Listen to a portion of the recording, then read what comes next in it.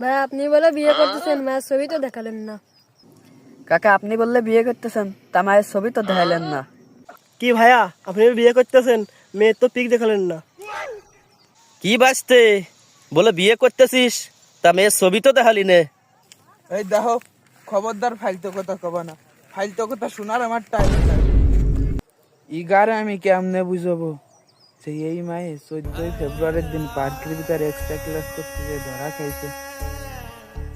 ভাই আপনি বলে বিয়ে করতেছেন, মায়ের ছবি তো দেখালেন না।